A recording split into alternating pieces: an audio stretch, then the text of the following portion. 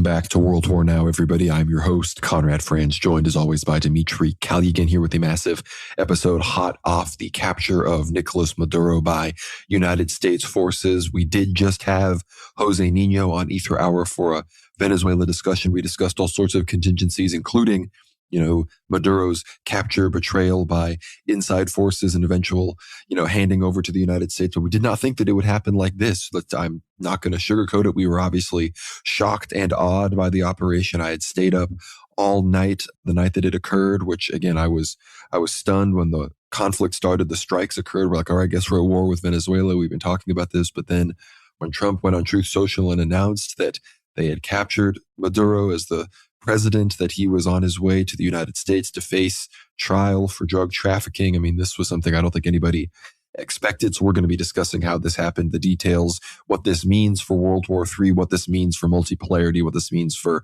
Russia, China, Iran, how the U.S. is operating with this now in their repertoire, in their toolkit, as it were. We're going to be discussing all of this and so much more. The major escalations between Israel and Iran, as it seems that Israel is preparing for more strikes, potentially with the assistance of the United States, before the end of February 2026. Israel is also currently striking Lebanon, violating the ceasefire in Gaza, as well as a whole host of other regional updates from the Levant. Yemen, of course, is still in the midst of its civil war as the Saudi forces continue to conquer the UAE-backed forces, forming a sort of new Saudi, Turkey, Iran bloc as the UAE continues to drift towards Israel. We're obviously going to be discussing Russia, Ukraine. Trump no longer believes the story which we just missed in our previous World War Now episode about the supposed 91 drones that attempted to strike Putin's residence in Valdai. So Trump no longer believes that occurred, rendering, I guess, any U.S. perspective on any impending Russian escalation or response due to that attack. I guess they're not going to view that as a legitimate escalation. So we're going to be discussing negotiations, discussing the front line there, as well as a whole host of other World War III prophecy-related issues before finishing things off with a little bit of church news. But Dmitry, what are your thoughts on this massive situation in Venezuela? If people want to check out our Ether Hour with Jose Nino, it's in the Ether Hour tab at worldwarnow.co. You can get behind the paywall, listen to all of that. Also listen to our latest Ether Hour with Father John Whiteford, all about the situation in Ukraine and the U.S. effort, what you can do here as an American citizen to get the U.S. to stop supporting the persecution there. But we all know why everybody's tuning in today. Dmitry, what were your thoughts when you saw that Maduro had been captured, when you saw that this operation had begun? I remember when the operation began, I'd given you a call, but I think it wasn't until a few hours later that Maduro was captured. So what are your thoughts on this operation? What's your analysis on all of this right now? Well, firstly, I was very impressed. The entire thing was lightning fast. It was literally several hours, and we were receiving news, I think, quite quickly. And the surprise of it all was, of course, led by the fact that there were no massive leaks in mainstream media sources or even alt media sources about the sort of impending strike. Yes, we knew the invasion of Venezuela was going to happen one way or another, but the operation in and of itself was kept in really top secrecy. And perhaps there were leaks, and it was revealed later that Washington Post, in fact, stated that, look, we did receive some heads up about the operation, but we chose editorially to keep it secret in order to keep U.S. servicemen safe. So it is interesting that thousands of U.S. naval, Air Force men and Army men actually kept this more or less under wraps, as was being planned probably throughout the late hours of the day. And then, of course, the strike took place in the dead of night, right? At 2 a.m. or so, or just after midnight, which is when the most effective strikes the U.S. carried out during the Gulf War and in the Middle East. Strikes, especially using Air Force, are the best carried out, of course, at nighttime when you can turn off all the lights on the planes and they're very difficult to spot in the air. And that's exactly what unfortunately didn't happen, perhaps in the special military operation. But this, Conrad, was, I have to just say it, yes, this doesn't benefit, of course, white Americans in any capacity. It doesn't benefit Christian Americans. But in terms of it being a show of force, just from a purely materialistic, worldly, military perspective, it was an incredibly effective operation and incredibly impressive. I think the shocking factor that came out later after, several hours when Maduro was already captured, taken into, well, I'll just say custody in brackets, right? And now he's, of course, presenting himself in the District Court of New York in front of a senior Jewish judge, Alvin Hellerstein, which a 92-year-old American Jewish judge, which is incredibly, I think, interesting in and of itself. It's powerful symbolism there after being paraded in the streets. But Maduro and his wife, before their kidnapping, there was a complete blackout of electricity in, if not the entirety of Caracas, major suburbs of it. In fact, there's footage on the ground from Venezuelan mobile phones which show that the blackout took place literally 1 or 2 seconds before the first missiles actually hit from what I'm assuming is either the US Growler EA-18 planes or perhaps the B-1B Lancer bombers. But in any case, there was a pure coordination between cyber forces, or at least saboteurs on the ground, the CIA operatives who were no doubt, of course, heavily probably infiltrated within Caracas and the surrounding Venezuelan countryside, and the warplanes, and as well as, of course, the Special Operations Aviations Regiment, the famous SO SOAR 160 that flew those helicopters at full speed, incredibly low to the ground, which they were flying so low, and there is mobile footage, of course, there's footage, primary sources on the ground from Venezuelans that are showing these helicopters flying overhead, just darting past at faster than regular speed of birds or anything like that. And yes, they are within literally AK-47 shooting range, right? You could literally point and shoot at them, but nobody was expecting it to happen. It took place very, very fast. And yeah, big questions about why exactly we only saw maybe one MANPADS anti-air defense missile launcher actually go off and target one of these helicopters. We have to say one of the helicopters was damaged, right? But it does show that the quality of these aircraft, and a lot of people were doubting, the quality of American military-industrial complex equipment. But no, Lockheed Martin doesn't really, if anything we can say about Lockheed Martin, one thing is for sure, their equipment really is state-of-the-art. The helicopter was hit, it appears, by one of these Russian Igla anti-air missiles, and it flew back to base, flew back to one of these either aircraft carriers or to safety, which is incredibly impressive. Not a single U.S. Army man died. And of course, Delta Force was, it was the spooks who extracted Maduro and his wife. And the casualty rate on the Venezuelan side, and now it appears, Conrad, we found out that the Cubans were also involved. The Cubans apparently had some sort of elite or bodyguard detachment guarding President Maduro, which sort of makes sense. These are your like Varangian guard, your foreigners, your sort of, well, in this case, not Vikings, but your fellow Spaniards from a different island protecting the local president. And they were all, it appears, a large portion of them were killed. I mean, Cuba itself has actually announced two days of mourning because 31 or 32 Cubans have been slain. It's not specified exactly what kind of Cubans were slain. So these are these military personnel. And if so, does this actually evidence, Conrad, how good Delta Force is? Is Delta Force, I mean, a lot of Russians were unfortunately on social media saying that, look, well, Russia could have stood up to these people. Well, unfortunately, Russia didn't have any contingents of Wagner. Russia was too invested into Africa to actually put anyone on the ground in Venezuela. Whatever the Venezuelan military could do was, I think, quickly shut down by these Delta Force operatives in the American Air Force. And they killed, at this point, the death toll has, in the first 24 hours, it was 40. And now, 2-3 days later, it has risen to at least 100, according to Venezuelan sources. So, in fact, we know that many people died. This wasn't an entirely, shall we say, masqueraded inside operation. If it was, Conrad, then there was massive betrayal. If Maduro himself planned to have himself be handed over to American law enforcement, DEA agents, Delta Force agents, then he, in fact, absolutely is a traitor to his own country, because his actions, instead of handing himself over prior to this operation, led to the deaths of at least 100 of his own citizens. And absolutely, I think the other really poignant aspect to this entire was the aftermath of the operation itself being a huge success, and Donald J. Trump looked incredibly serious in the operations room. Yeah, he did get his Obama-esque, photo shoot after the taking of bin Laden in 2011. But Trump actually he wasn't pulling faces. He looked quite like he was in his own environment. He looked very serious. Maybe that was that real aggressive businessman Trump. He was back. He looked like a predator. And I don't mean that in the Epsteinian sense. I mean, he looked like a falcon, like an American eagle, preparing to take out his enemies. And that's very scary, I think, to any, again, unfortunately, the axis of resistance, the BRICS countries, those part of that economic union, because it shows that Donald J. Trump is not just the man of his word.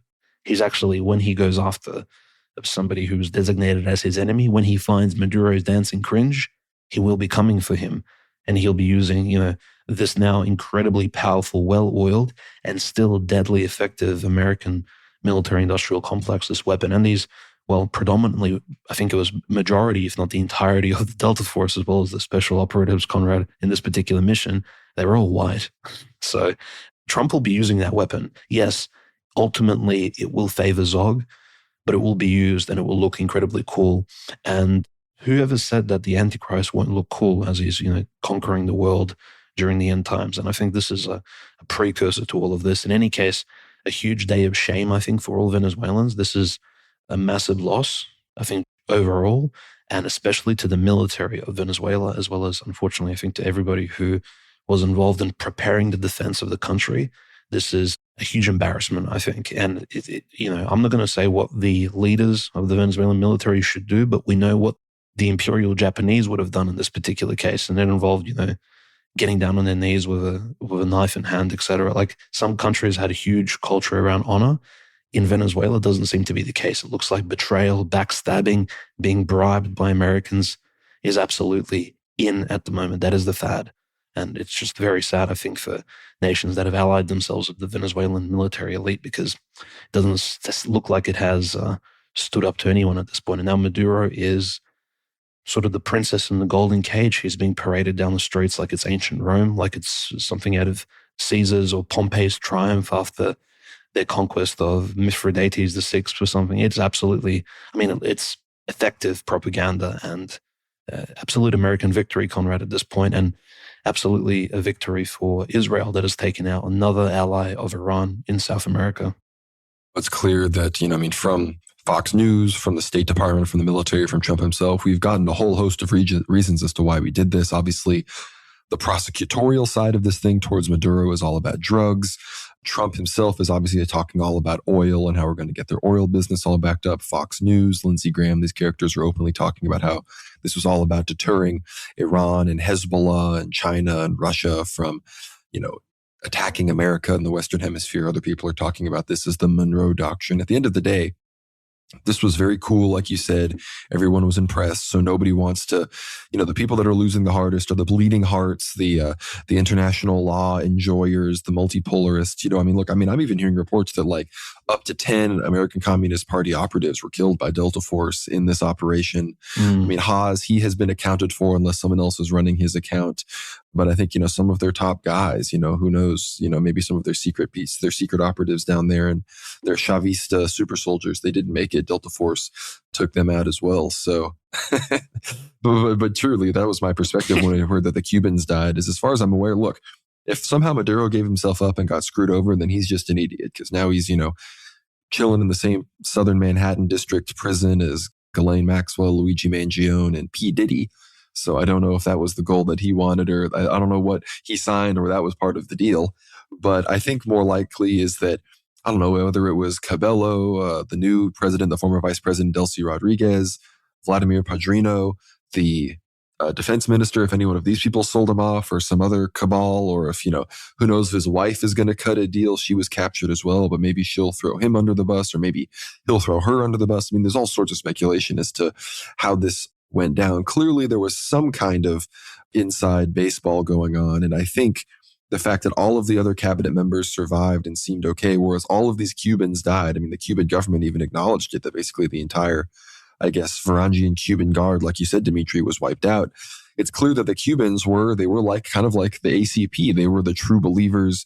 They're the ones that needed Maduro to stay in power. They're the ones that needed a Chavist, anti-American, openly multipolar government to stay in power, because Cuba, Venezuela provided Cuba with the vast majority of its energy. Cuba does not have the energy resources that Venezuela has. Cuba's been embargoed by the United States for decades. They've been, always facing an extreme economic crisis for decades at this point. So, now with their Venezuelan lifeline cut off, it's really unfortunate for them. So it seems that they were going to be the ones willing to fight to the very end, and maybe even more so than Maduro himself. And they, of course, got thrown under the bus by perhaps whatever Venezuelan internal faction decided to betray Maduro. Some people say it's Delcy Rodriguez, but she's giving mixed signals. Obviously, she was sworn in by the Parliament and Supreme Court as the new president of Venezuela, but she at one sense was saying, we're going to resist this American imperialism. The heads of the parliament are even saying that they're going to do everything they can to reinstate Maduro to power. No idea how that's going to happen, considering he's probably in one of the most secure prison situations that, at least in the current moment, that anybody could be in. He's already being arraigned in court. But I think in the end, what really showed is that in the midst of all of this, she released another statement, Rodriguez, that we're going to try to create an environment where there can be mutual cooperation. It sounds like a sort of soft concession to allow more oil companies to come in. Not that American oil companies aren't already operating in Venezuela. I mean, Chevron released a statement. While they didn't want to openly, I think, endorse the operation, their first statement said, we're trying to cooperate with all local laws and regulations, whoever is in charge. But after that, they immediately are like, we hope that this new transitional space can lead to economic prosperity and the opening of the market and everything. So back to all of the, we of course had other cabinet people and Trump regime apparatchiks on Fox News talking all about the classic bringing freedom and democracy to Venezuela.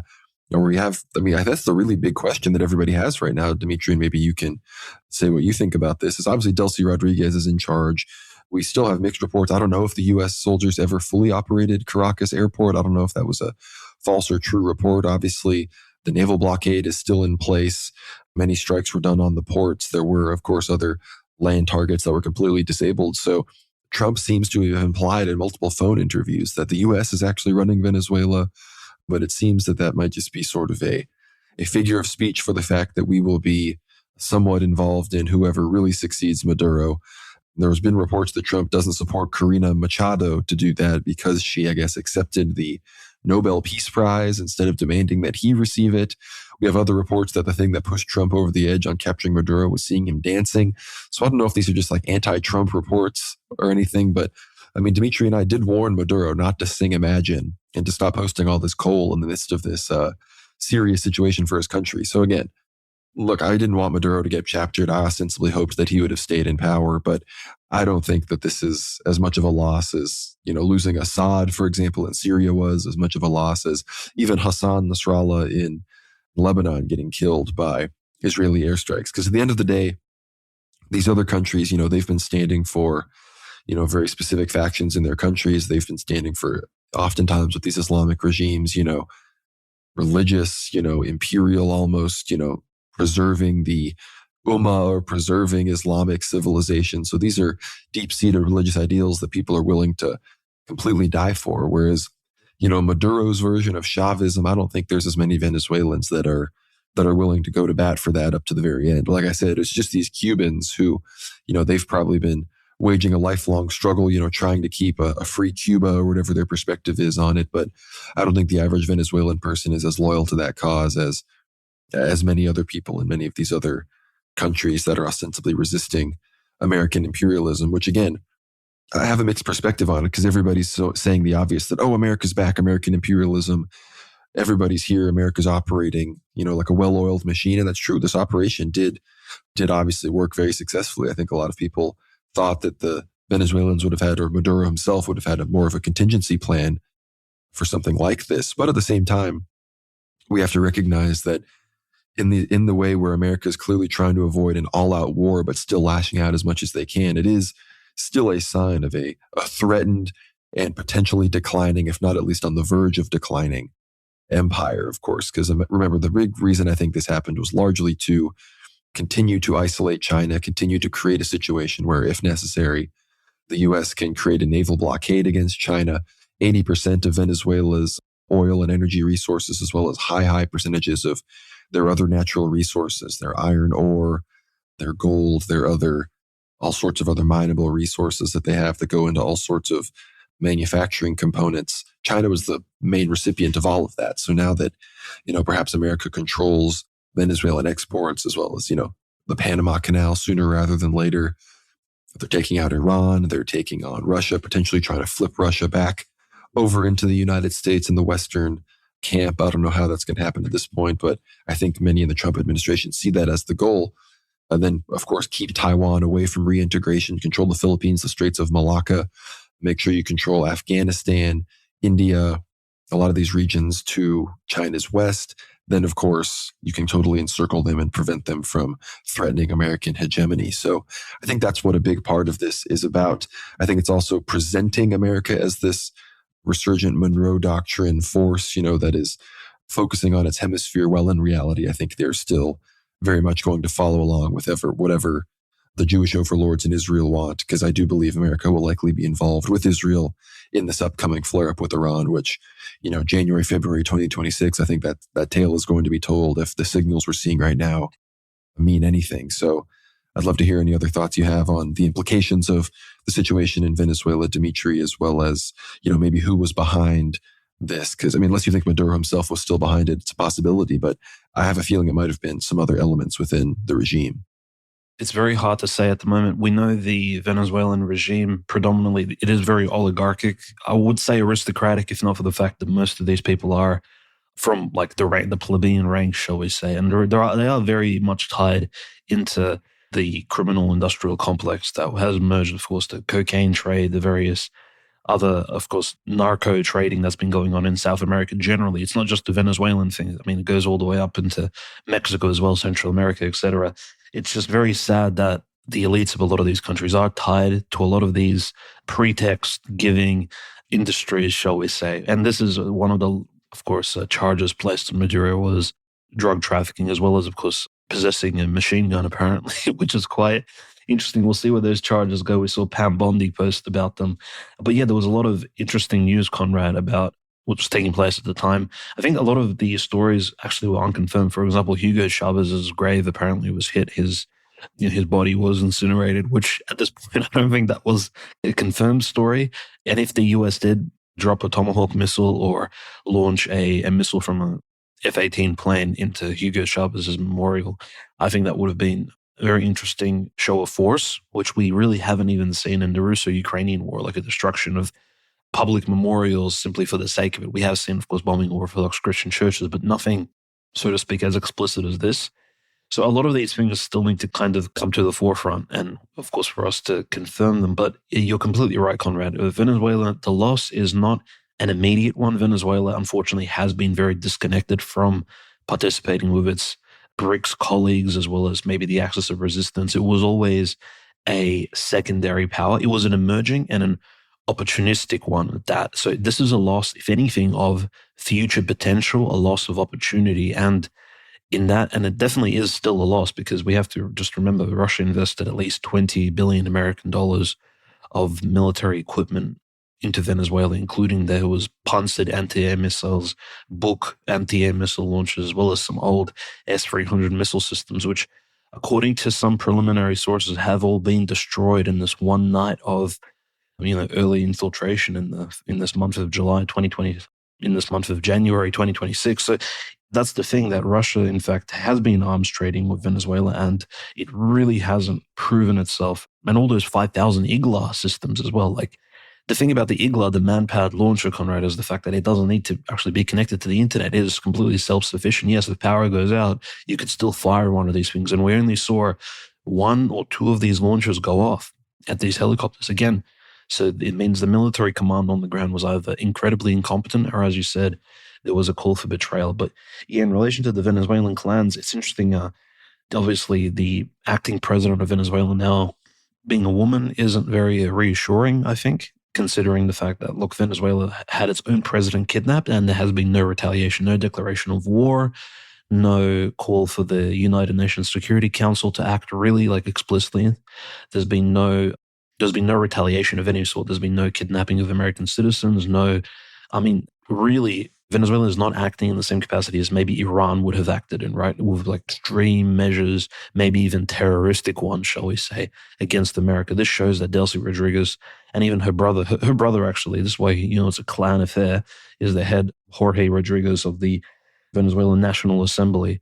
So there's these different family groups that are all working together within Venezuelan politics. It's not just like this woman has risen up to the top. No, she's there for nepotistic reasons as well. And her relations with Russia really won't be mattering if Trump's navy is just outside of the ports of Caracas there. outside Venezuela, it's going to be apply so much pressure to her and the Venezuelan government that they will not be peeping at all. In fact, we haven't seen any reprisals internally against exactly what kind of betrayals we've been seeing over the last few days. There's been nobody getting in trouble. Nobody has been fired in the Venezuelan government.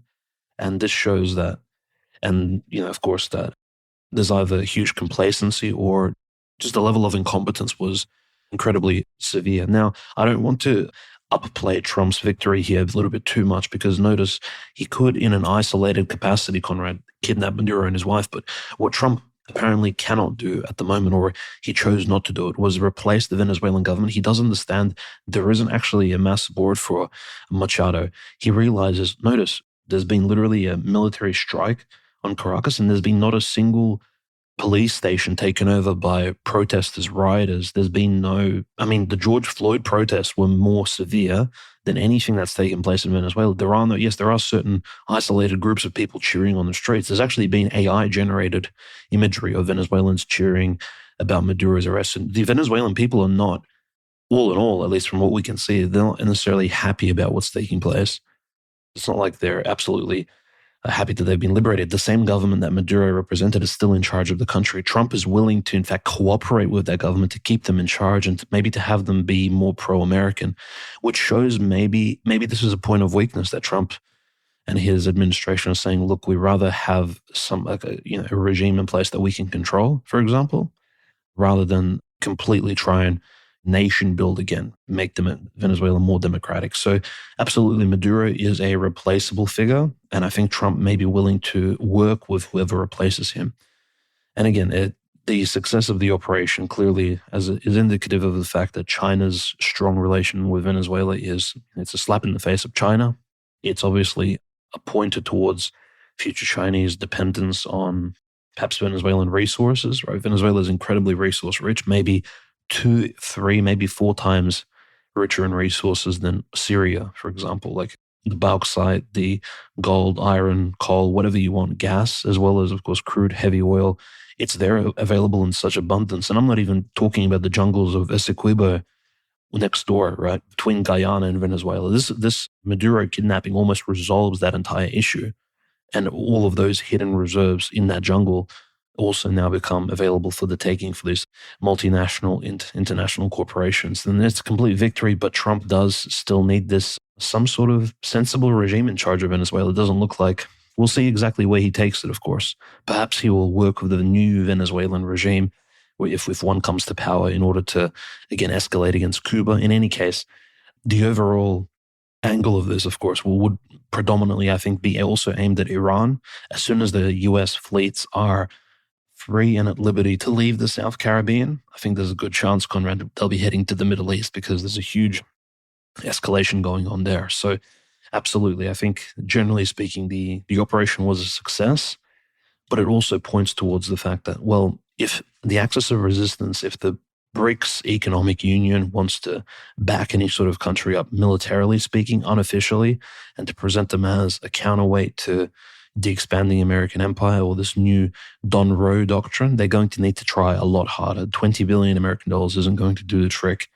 And China itself, you need those submarine drones. You need to provide these new Geran drones that you've been producing, that Iran has been producing. That's what's required in order to keep a nation's security safe. And I'm very unfortunately, Dmitry Medvedev, for example, has just been providing really the incorrect commentary. He just said, well, all the Venezuelan operation proves is that a nation needs nuclear missiles to keep itself safe.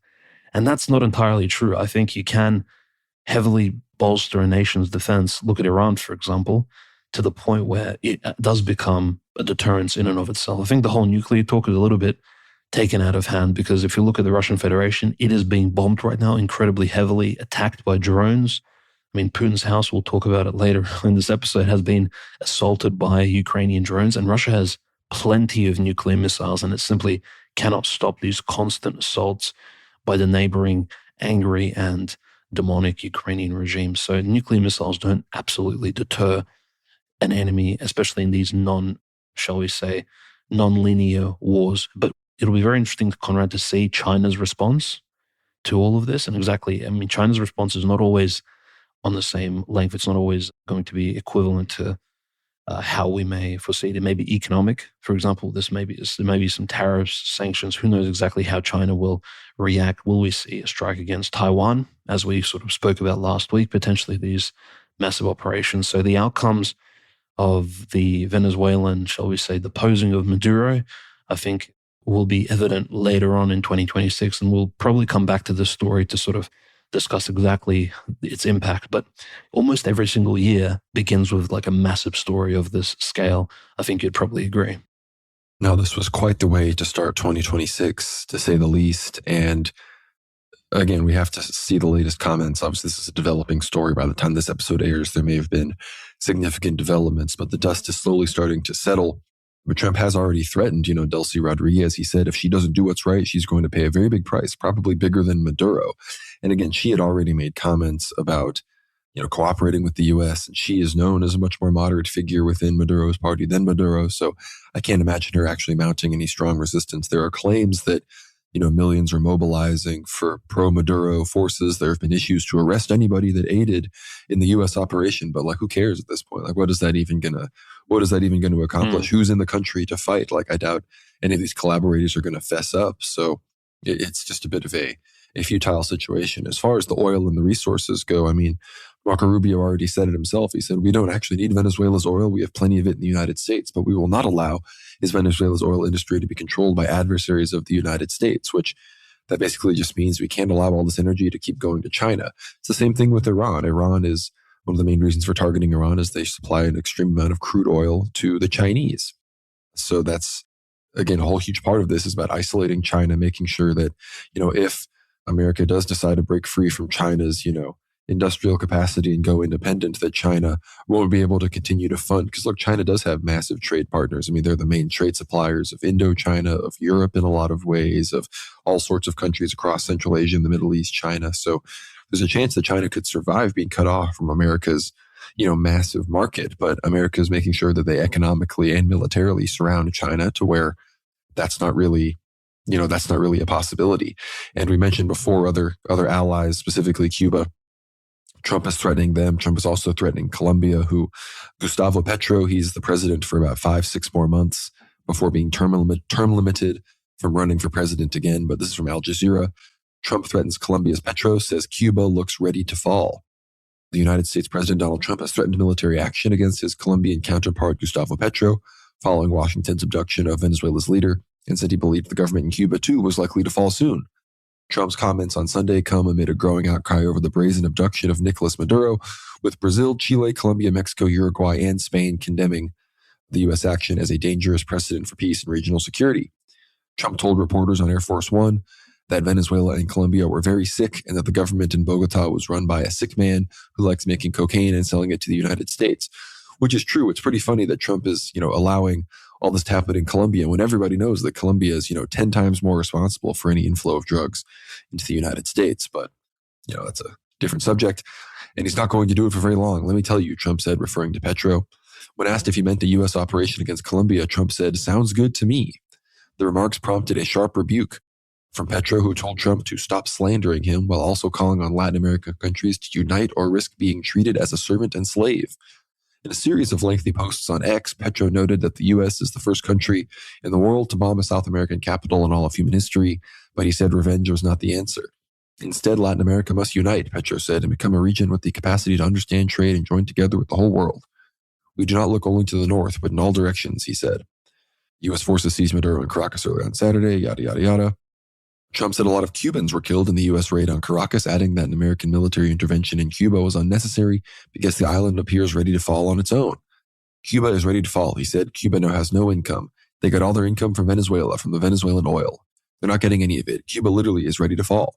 So, that might be true. The Canelo Diaz regime in Cuba is not super strong. They have rolling blackouts. The demographic situation in Cuba is pretty cooked. All the high IQ white people have left, and there's a huge amount of, Africans that are there now. So obviously the ruling class of people are still largely European, but in general, Cuba, it's not looking too good. I don't know what type of regime change would look like there. I don't know what factions still exist there that would want to take over, but it wouldn't surprise me if Cuba did not last soon. Of course, Israel is obviously happy about all of this. They are excited. They've been achieving all sorts of victories between recognizing Somaliland, getting, escalating their strikes against Lebanon, getting, Trump's basic approval for impending strikes upon Iran and other things. But this is from Dave DeCamp. It says former Israeli Prime Minister Yair Lapid, who now leads the opposition in the Knesset, used the U.S. attack on Venezuela to issue a threat to Iran, as the U.S. and Israel are moving toward another war against the Islamic Republic. The regime in Iran should pay close attention to what is happening in Venezuela, Lapid wrote on X after the U.S. bombed Caracas and abducted President Nicolas Maduro. Amichai Chikli, Israel's diaspora minister, said that the attack delivered a blow to the global axis of evil and sent a clear message to Iranian Supreme Leader Ayatollah Ali Khamenei.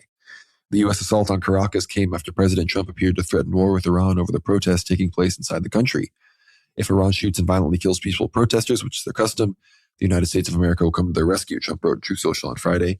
We are locked and loaded and ready to go. Thank you for your attention to this matter.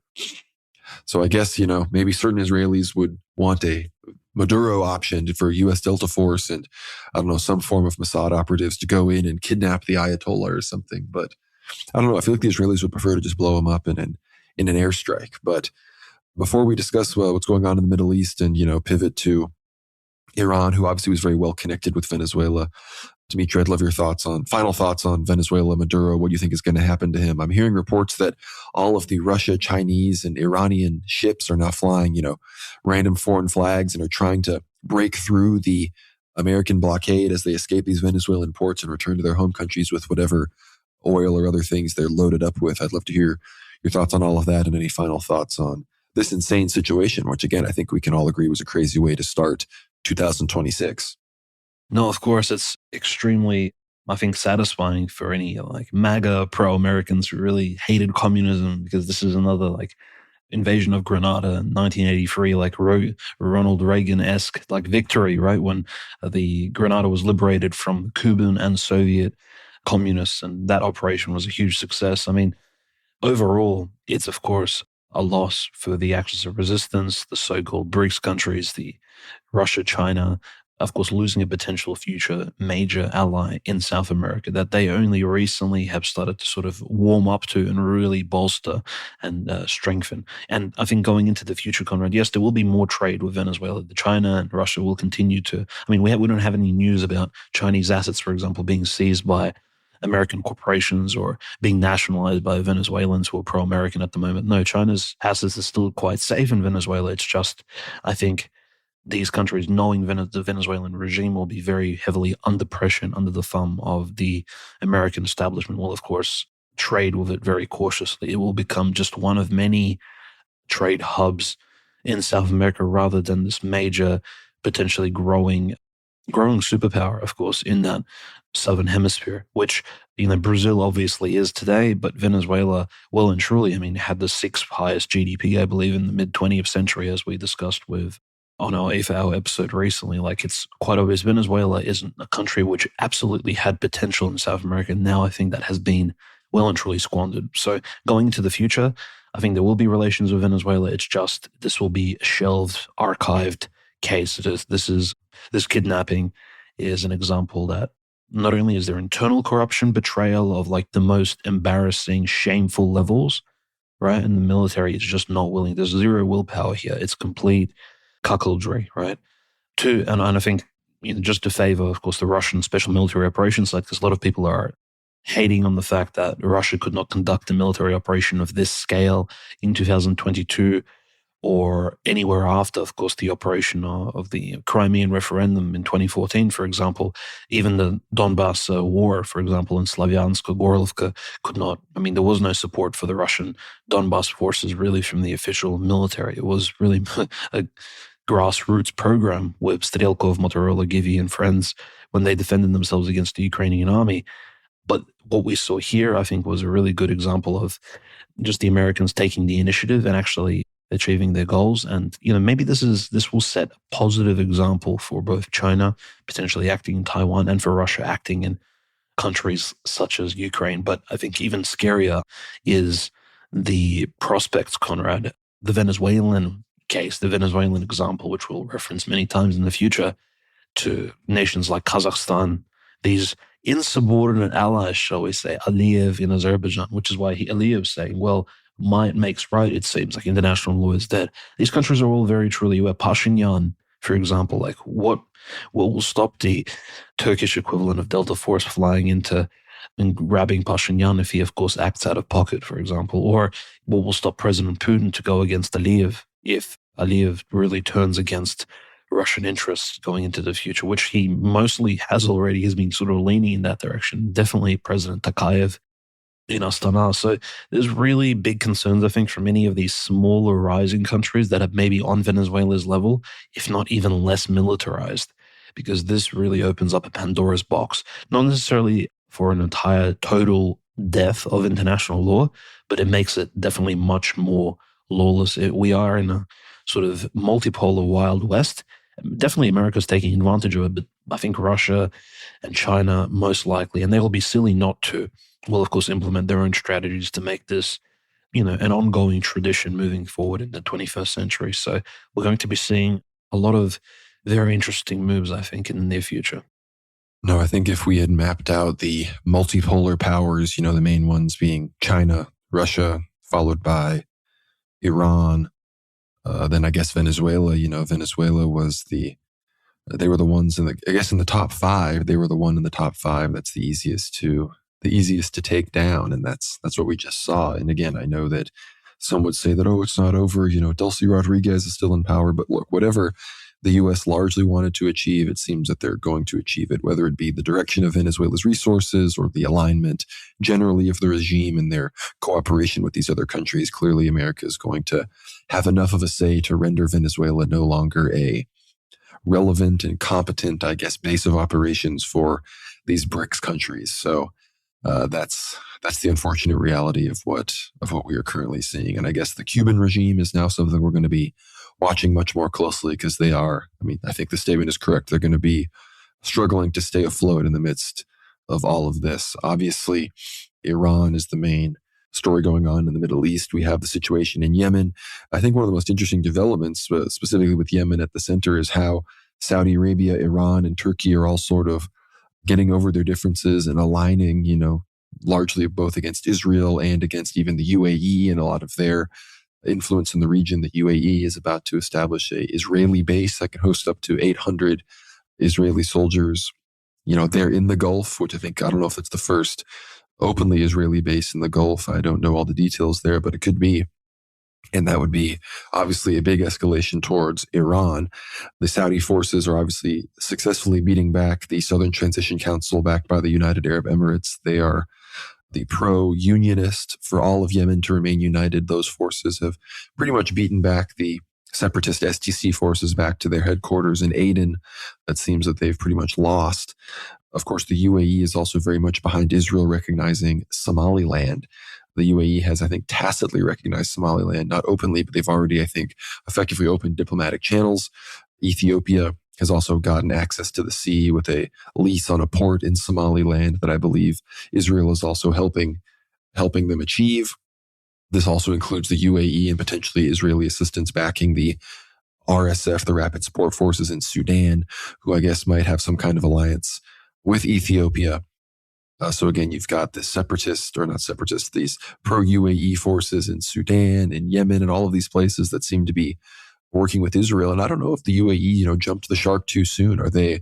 Did they join up with Zog too quickly, whereas the rest of the Muslim and Arab world are about to, coalesce and actually become a more relevant force that could defend Palestinian interests, Lebanese interests, Syrian interests, these other sorts of things against Israeli-American occupation. I mean, even Egypt will see what they do. There's rumors that Israel is about to reopen the Rafah crossing with strict inspections.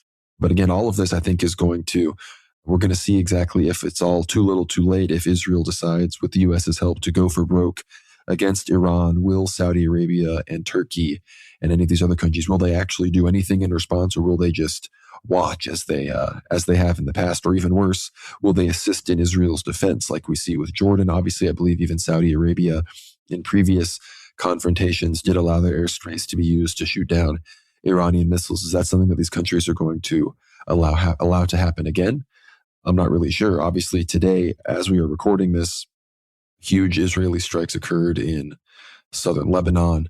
They continue to operate against Hezbollah, to continue to openly violate the ceasefire that was agreed upon, I think, almost over a year ago now. So a whole year of just complete ceasefire violations. And Iran has pledged that if Hezbollah is truly attacked and they're at risk of, I think, being taken down to levels below where they were after Nasrallah's assassination and the Pager attack and these other things, that they will enter the fray. So to me, my calculus seems to be that Iran will either be forced to respond to an Israeli strike, or potentially they will use Israeli attacks on Hezbollah and Lebanon as their casus belli to launch a quote-unquote preemptive strike. But we do know that the protests in Iran right now are what Israel and the U.S. are focusing on.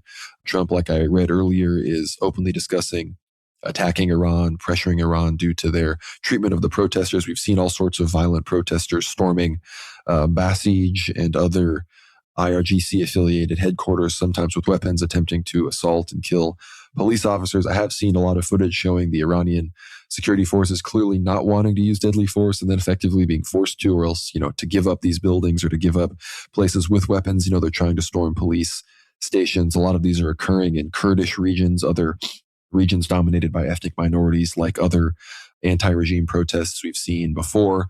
I think so far 16 people have been killed in the protests. And while clearly these are being fomented by foreign forces abroad and obviously capitalizing on general economic stagnation that Iran is experiencing due to sanctions and the water crisis and these other things, I don't necessarily see these, at least yet, unless another big crisis or some black swan event, really incites the people there. I don't see this being enough to really, for Israel and the U.S. to supplement with strikes that would then threaten the regime outside of just decapitating the Ayatollah with a missile to his headquarters, regardless, which I don't know if you even needed ongoing protests to achieve something like that. So I don't know if the sentiment is there quite to overthrow the regime with Mossad assistance, but I guess we'll see. But I guess I'd like to hear your thoughts, Dimitri. What do you think on Israel's remarks, the U.S.'s remarks, these protests themselves, and how, in general, the region is going to be affected, specifically, Saudi Arabia, Turkey, how they would respond to what I think is an inevitable flare-up that will probably be more intense than the 12-day war between Iran and Israel? Yeah, I think it's all pointing towards that direction, Conrad, especially with the flaring up of the protests just over 6 months after the 12-day war, which is an extreme time of not just national solidarity and unity. And we did see that, in fact, like there was unity during that 12-day conflict. And you'd think a nation wouldn't become very complacent only 6 months, and like the young people wouldn't go onto the streets, expecting some sort of governmental change when the country is literally in danger of foreign invasion. But yes, we have seen some sort of negligence of this scale in the past. For example, during the Russian Revolution, when you had Russian, not just proletariats, but literally like paid operatives and all kinds of people from different walks of life, different classes, literally stopped protesting during World War I in Petrograd, which, of course, was one of the dominoes that led to the coup in March 1917, and of course the overthrowing and the imprisonment of Tsar Nicholas II. So people do commit completely insane acts even during world wars, let alone now, of course, in this time of relative peace and this temporary sort of semi-ceasefire that's taking place between Israel and Iran. And I think that's exactly what's happening here. These protests, I think to a large part, are absolutely artificial. We know that there were clearly Israeli terror cells in Iran, and just the scale of the protests shouldn't really shock people. There's 26 out of 31 provinces of Iran, so the entirety of Iran has protests happening basically. It's engulfed, the major cities, of course, being Tehran and the old Iranian capital of Isfahan, are absolutely major suburbs of people clashing with police, rioters. There's already been more. I mean, these protests are larger than those of and I know this may be a silly comparison, but like the Summer of Love 2020, the George Floyd protests, right? But that's a good comparison for people to actually appreciate. Yes, there isn't much internet footage coming out of Iran because of obviously the internet connection is on and off. Then there have been huge internet shutdowns in certain suburbs and provinces of Iran at certain times, which is similar to, I suppose, what's happening in Russia at the moment with the anti-drone internet switches going off. But just in general, there's been at least 19 people killed already, 19 protesters largely, and one member of security forces. And I think things will only get worse. In fact, by the time you're listening to this episode, the death toll may have risen already to well over 50 people. It is largely young people, of course, protesting on the streets. The women are not wearing their hijabs, etc. So clearly they're there is a general fatigue, I think, of the mullah-led Iranian regime. Not that we're fans of the mullahs, and I think they're just generally speaking, as monarchists, I think the mullahs are well and truly some of the culprits for Iran's weakness in the past. The mullahs being, of course, pro-British imperial, like all those centuries ago, and the Shahs of Iran always being, well, shall we say in a loose sense, pro-Russian, pro-Byzantine. That if there was a division in late Iranian imperial history, it was probably that. And now that the mullahs are really well and truly in charge and they have their supreme leader at the head, it doesn't look like they're holding on to power very effectively here. And yes, the unfortunate thing is, Conrad, this doesn't just lead to some sort of liberation of the Iranian people. It leads to total Israeli dominance in the Middle East if anything happens to the regime of Ali Khamenei, and regardless of how egregious it is or how it, of course, curtails the spread of Christianity in Iran, which we spoke about. These are all absolutely real issues, but the reality on the ground is that if Iran does fall, if, God forbid, it doesn't receive the same support, and in fact, if I was Russia and China right now, I would absolutely overinvest into Iranian defense at the moment. This is absolutely something which cannot be understated. This is the one opportunity for not just BRICS countries in general. Like sounds like a similar song we're singing, similar to the case in Venezuela. But now is a time when Iran really needs to stand strong, and any of its allies do need to bolster it as much as possible in order to alleviate some of these domestic pressures being put on the local government, and of course probably the loss of taxpayer dollars and whatnot, people not going to work. Literally, it's almost like a worker union strikes taking place, but worse, because you have police stations burning, you have shop fronts not operating, entire suburbs are being shut down. It's a huge wave of distress taking place. And yes, the Israelis are absolutely happy. Benjamin Netanyahu smiling. You have Lindsey Graham incredibly happy. I think him and Trump, they've signed recently a black hat which read, "Make Iran Great Again." So they're absolutely banking on the regime change angle. And even during the 12-Day War, if you recall, Conrad, during each one of Benjamin Netanyahu's anti-Iranian speeches, he always emphasized, he said, we are not against the Persians, we are not against the people of Iran, we are against the terroristic regime of the Khamenei, of the mullahs, et cetera, et cetera. And yeah, absolutely. They're looking for the easy way out, similar to Venezuela. They will take out the regime, they will force the entire country to, then again, bend to its knees, similar to Syria. It was the regime of Bashar al-Assad, the regime of his father, which was concerning. Thereafter, they will have some sort of al-Shara, al-Jilani figure take over. And in Iran's case, I think it'll be worse. This country will be most likely split into many parts. It'll be divided. It'll be like a proto-Russian Federation example, which is what Hillary Clinton, of course, and some of the liberal Russians wanted to commit to the Russian Federation if they ever got their way. And I think that's one of the main threats for Iran. They don't want a huge imperial or former imperial power to exist in the Middle East, similar to that of the Ottoman Empire or the Shia Empire of the Shahs there in the East. So this is a huge red flag. I think there's major concerns, I think, for the Iranian regime, and they absolutely should ask for help. There's no embarrassment here. They need to ask for help from their allies. They need to bolster their defenses. And of course, the UAE absolutely allowing an Israeli base, Conrad. That's not, on one hand, showing their maybe very passionate approach towards what's happening in Yemen, their proxy war against Saudi Arabia. It's almost a slap in the face, because Saudi Arabia, notice the kingdom has been, and Riyadh, they've been very pro-Palestinian, let's just say very openly, since the beginning of the 7th of October events. And the UAE has been incredibly Jewish in their conduct, if anything. Like, out of the three major Gulf state players, Qatar, UAE, Saudi Arabia, the United Arab Emirates has been probably the most pro-Israeli of the three, with Qatar, of course, housing Hamas, and Saudi Arabia being the Mecca Medina caretakers, the custodians of the holy places of Islam. They've been kind of taking on this more neutral, maybe holistic pro-Palestinian perspective. And so the UAE is very open about how it wants to behave. It says, look, we're going to be these Arab versions of the Jews here. We're going to be these Semitic merchants, and we're happy about it. And the masks are off at this point. So it's absolutely impressive how most of these countries in the Middle East are well and truly placating themselves. They are picking sides even before this major conflict takes place. But yes, the UAE also marks a bullseye on itself in the future conflict between Israel and Iran. Absolutely, Iran will be striking foreign Israeli outposts, foreign Israeli bases, ports. The entire country was under threat during the 12-Day War. And yes, this Israeli base will also be threatened in the UAE. So I'm sure the Emirates knows what kind of risks it's taking, and yet it's still going ahead with this broad Israeli collaboration. So it doesn't look very good for the Ummah. Again, the Ummah, it backstabs itself. I mean, look, the comparison here is like, who betrays who more? Is it the Sunni Muslims betraying? Is it the Muslims betraying themselves? Are they the most effective at it? Or is it South Americans betraying their own leaders? And I mean, it's a competition of who is the most traitorous at the moment. And, it's really hard to say.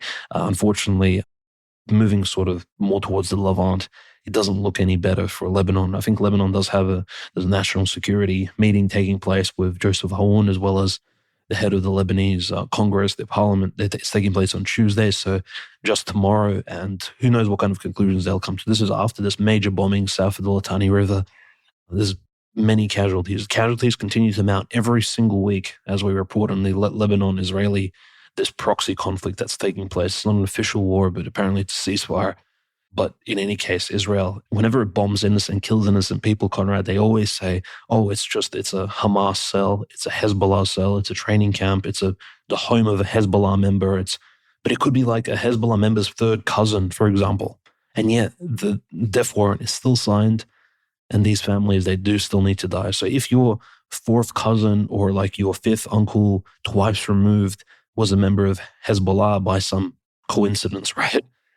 Apparently you deserve to die, right? Because some Israeli war chief in Tel Aviv has, designated it so. And that's exactly the sort of Talmudic justice we're seeing right now south of the Litani River. Absolutely barbaric.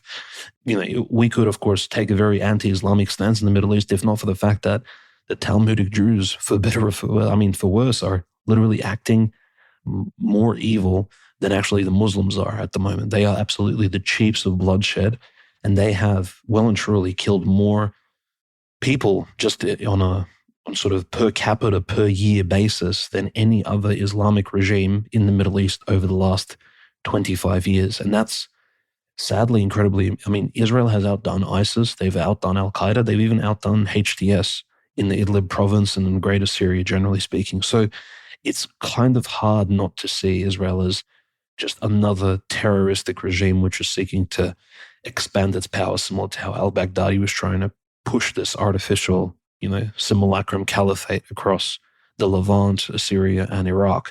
I think, sadly, that's what we're seeing here. And yeah, this Israel terroristic Zionist state, Conrad, it has still state-to-state, bilateral, multilateral relations. Like, you'll see Netanyahu talking to Putin on the phone. You're going to see, unfortunately, Russian Orthodox Christian, Greek Orthodox Christian collaboration with this regime. And and I think to some extent the blood of the innocent people that's being spilt in Syria, that's being spilt in Lebanon, will also fall in the hands of those Christians who continue to work with these bloodthirsty maniacs, not just Netanyahu, but the entire Knesset, the entire military-industrial complex in Israel. If you work with these people, you are, unfortunately, in some capacity, I think, complicit in their crimes, or at least you're contributing to them. I think that's sadly the truth of international relations at the moment. No, it's an unfortunate reality, and, we just can't expect anything besides subservience to these people from Donald Trump. At this point, he was literally photographed with Lindsey Graham holding a Make Iran Great Again hat. We're seeing intense infighting among the Iranian opposition, whether it's Iranian liberals, Iranian monarchists, Iranian Marxists. They all still want to be the ones to take over. I think it's the Iranian monarchists that have the ear of the Israeli and the United States establishment. But, obviously, I think the regime in Iran benefits from all this different factionalism. So maybe it would be for their benefit to keep all of that up. But there's all these reports, which again, nothing original, things we've all seen before, about how the Ayatollah has plans to take his top 20, regime apparatchiks and flee to Russia in the midst of any kind of renewed Israeli or American attack.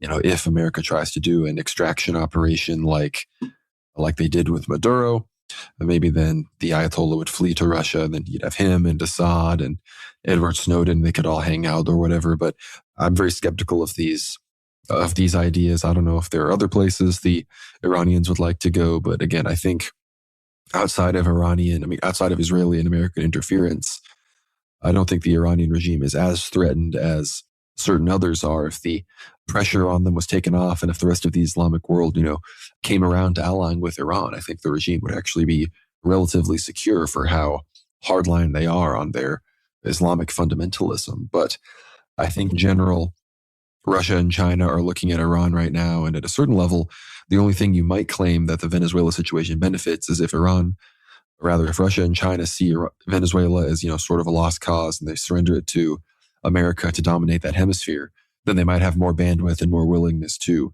protect Iran and the regime there in the face of this Israeli-American aggression. But again, we can never forget that Israel does have their own somewhat close, if not covert, relations with Russia and China themselves. So it's not exactly the same. Israel is able to influence people in those countries as well that are ostensibly Iran's lifelines. But the Yemen situation obviously seems to be developing in Iran's favor, one of the few places where things are. Obviously, there have been major attempts. I think I wouldn't be surprised if there are more attempts in the future by Israel and the U.S. to fully decapitate Ansar Allah and the Houthi regime by taking out al-Houthi himself.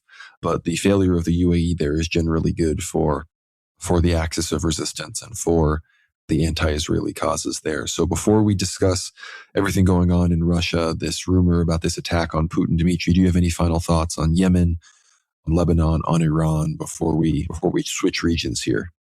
Absolutely. The current proxy war clashes in Sudan, in Yemen, the Somaliland recognition by Israel. These are all preparations, I think, and major actions being taken place before as you said earlier, the dust settles and before even the major conflicts take place. And in some capacity, all these countries are opportunistically positioning their pieces on the major Middle Eastern chessboard. That's what we're seeing. This is why Turkey is standing very strongly behind Somalia.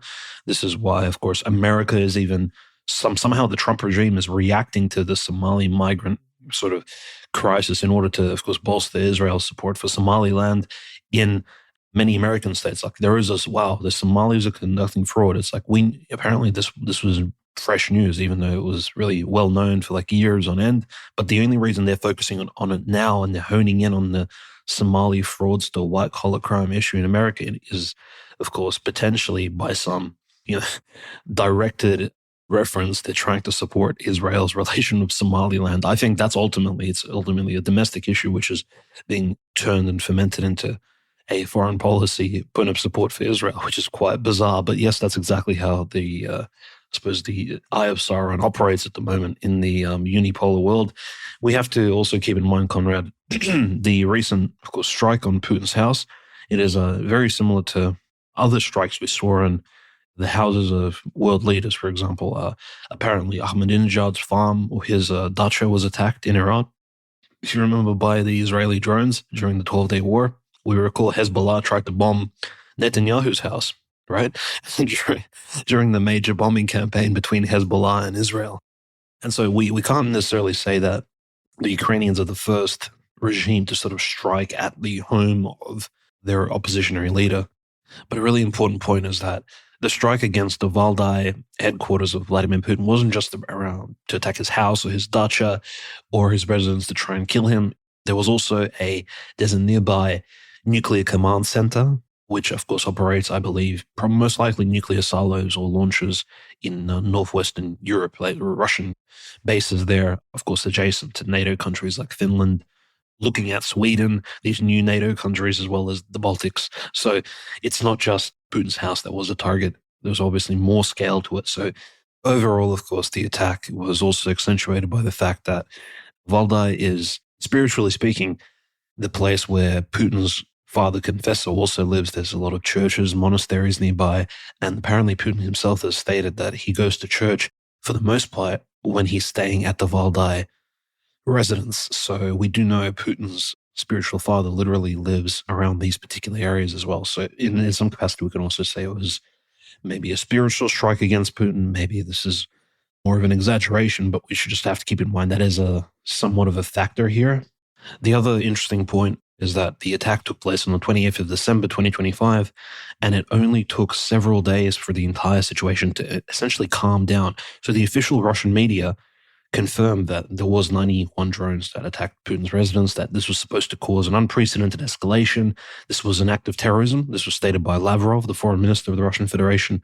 So Lavrov's statement, as well as statements from Dmitry Medvedev, for example, saying that, look, we're going to escalate, we're going to go against Ukraine very heavily now, turned into, again, a big nothing burger. Nothing came of this recently. There's been no escalation since. It's been over a week since that time, the New Year's celebration, as well as now we're on sort of the eve of Christmas here in early January, and still Russia really hasn't responded in force to this major slap in the face, sort of striking at the heart of Russian leadership near Valdai, potentially trying to take out Putin himself. It's absolutely, there's no real results coming out of this. And a lot of Russian sort of right-wing, angry patriot commentators are saying that Russia is just at the moment, it's lost a lot of its willpower because the war has been just dragging on and on and on. And the focus is so much on the front lines that at the moment, these Ukrainian saboteur terrorists / strikes against major generals, major facilities, oil refineries really aren't pushing Russia towards making any drastic moves. And maybe that is a good thing in and of itself. We recall it's almost on a weekly basis, the Ukrainians are trying to sabotage Russian logistic lines and just striking at the heart of Moscow, because you have to recall the fast track for Ukrainian drones to actually fly at a place like Valdai or even at the Moscow Oblast is directly through not necessarily the Donbass, but if you look in a straight line through the Chernigov, Sumskaya Oblast, entering into Bryansk, and then Bryansk Oblast is directly adjacent diagonally to the Kaluzhskaya Oblast. And from Kaluga, you go right to Moscow. So it's very, very close. All along the Belarusian border, these Ukrainian drones can fly towards that northeastern direction and hit, of course, all of these unprotected Russian targets. Mind you, Conrad, there's also a huge NATO aspect to the entire thing. Now that the frontline progression of the Russians has somewhat halted, there's a huge focus on Kupiansk, mind you. There's a lot of fighting in Kupiansk, but Konstantinovka, Seversk, Rodinskaya, Mirnograd has well and truly, I think, surrendered at this point. The Russians are just sort of cleaning up in Rodinskaya and Mirnograd certain small cells of remaining sort of Ukrainians that have not received the memo that they need to surrender. But the front lines are well and truly Kupiansk focused. And of course, Seversk as well. Russians are trying to solidify some of those villages to the west of Seversk. I mean, this is in the Slavyansk, Kramatorsk direction. So there's a big consolidation going on. And while all of this is happening, you have these major drone waves flying at Moscow, flying at Valdai. And I think these major drone flights, in some way, Conrad, when the anti-air defense missile launchers activated, and you've seen them activate yourself in Crimea, they're incredibly loud. I think if you see the drone launcher, I mean, the anti-air launcher activate from a distance, you'll easily be able to map it out. In some way, this is almost a scouting operation from NATO using Ukrainian drones in order to have Russian air defense missile systems activate all across its European land in order to then map out and determine, because Russia has hundreds of these anti-air launchers sort of dotted out in the countryside, etc., in these major town cities. And I have no doubt NATO right now is composing a tactical map similar to what they most likely had in Venezuela. How did they destroy all the Buk Panzer S-300 systems in Venezuela that Russia gave to the Venezuelans? They scouted them out first, and then they, of course, used their aircraft at the correct moments and took them out. Tactically, they knew exactly where to aim. And the same thing is happening here. You have Ukrainians basically sending these drones in these mindless waves, and then the Russian air defense systems are reacting correctly. So you can't let these suicide and explosive drones enter into your territory and put your citizens at risk or put your military objectives at risk. But at the same time, it is creating that scouting opportunity for NATO countries, potentially for that future Russo-NATO war. God forbid that will eventually happen. And I think people like Pavel Gubaryov have almost confirmed there's a lot of really patriotic Russians who are saying that the war between NATO and Russia in some limited capacity will inevitably happen by, I think they say 2028, which is 2 years from now, not very far. So I think in any way, the success was the Ukrainian drone launch of Valdai was by the Ukrainians wasn't the fact that they killed anybody or failed to kill anyone. It was just a slap in the face to Putin, pointing towards the fact that, look, we can get you anywhere. You're not safe. You're not safe with your spiritual father near the Valdai Lake. You're not safe in your holiday residence it is the holiday period now, right? Between sort of new calendar and old calendar Christmas. So it makes sense why they would strike at this particular sensitive time. They're also showing that there is no peace, during this sort of holiday period. Russia is an enemy. We will kill your generals in Moscow. We will kill your innocent civilians at any point. And Mikhail Budanov's promotion as well points towards that rewarding of terrorist acts. Right now, Kirill Budanov, the former head of the Ukrainian SBU, I think he's in his early 40s. He's just been promoted to the position of Andrei Yermak, so the head of the Zelensky administration. Because remember, Ukraine is not a presidential republic, it is a parliamentary republic. So the parliament, the Ukrainian Verkhovная Rada, the Congress needs to affirm almost every single appointment that Zelensky makes by executive action, except for, I believe, that position, that head of chief of staff position, that head of the presidential administration, that Andrei Yermak held, and now that Kirill Budanov is going to hold. So Kirill Budanov has really well and truly proven himself to be this almost vice presidential J.D. Vance type of very competent politician on the inside who is actually willing to very angrily and in an evil fashion carry out terror strikes against Russia and Russia's allies, and then be promoted for it. Like, these are Kirill Budanov. He was only 10 years old when the USSR fell apart. This is a new generation of Ukrainian headhunters, you can almost say. So it's incredibly, I think, scary for Russia to see these sort of young, angry, brainwashed Banderites being promoted to these positions, because now somebody like Budanov will have a lot more sway. He'll definitely be next in line. If something happens to Zelensky, guess who becomes the president? Most likely it'll be Kirill Budanov, who, either wins the election or becomes the acting president of Ukraine, next in charge. And he's in some ways more competent, more extreme than Zelensky.